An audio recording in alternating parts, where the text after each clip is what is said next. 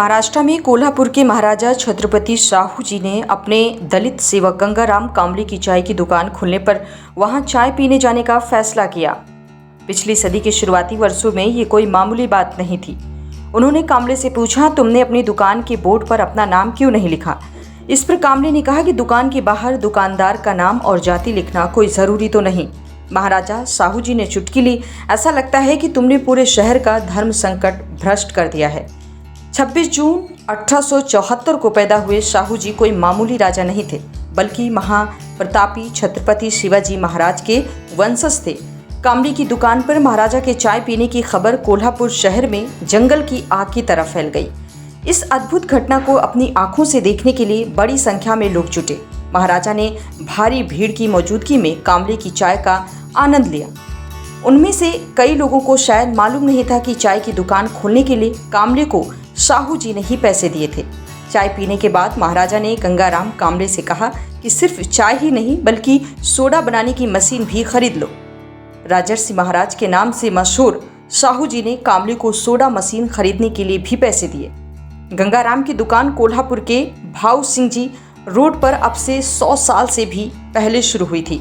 ये कोई मामूली शुरुआत नहीं थी।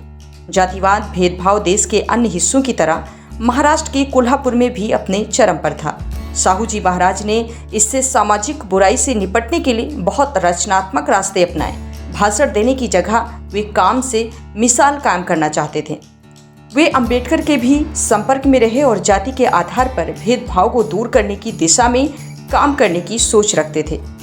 1902 में उन्होंने अपने राज्य में आरक्षण लागू कर दिया, जो एक क्रांतिकारी कदम था। उन्होंने सरकारी नौकरियों में पिछड़ी जाति के 50% लोगों को आरक्षण देने का फैसला किया। ये एक ऐसा फैसला था जिसने आगे चलकर आरक्षण की संवैधानिक व्यवस्था करने की राह दिखाई।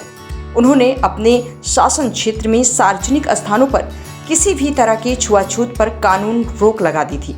उनका अंदाज बहुत अलग था। कई बार वे जातिवाद पर सीधे वार करते, कभी प्यार से समझाने की कोशिश करते तो कई बार मजाक में अपनी बात कह जाते थे।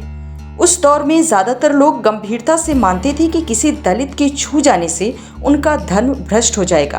दलितों को मंदिरों और कई सार्वजनिक स्थानों पर जाने से रोका जाता था।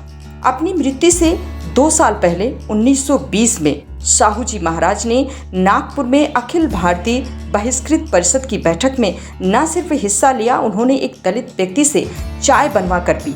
ऐसा उन्होंने कई मौके पर किया। जिस समाज में छुआछूत को धर्म और परंपरा माना जाता था, उस समाज में छत्रपति शिवाजी के वंशज का ऐसा करना नजरअंदाज नहीं किया जा सकता था।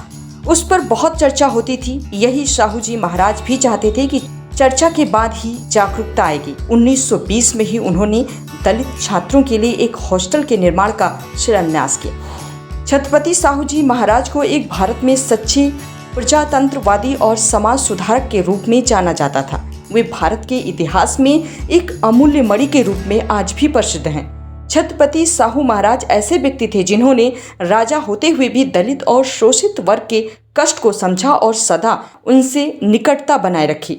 उन्होंने दलित वर्ग के बच्चों को मुफ्त शिक्षा प्रदान करने की प्रक्रिया शुरू की थी। छत्रपति शाहू जी महाराज का निधन 10 मई 1922 में मुंबई में हुआ। महाराज ने पुनर्विवाह को कानूनी मान्यता दी थी। उनका समाज के किसी भी वर्ग से किसी भी प्रकार का द्वेष नहीं था। शाहू महाराज के मन में दलित वर्ग के प्रति गहरा लगाव था।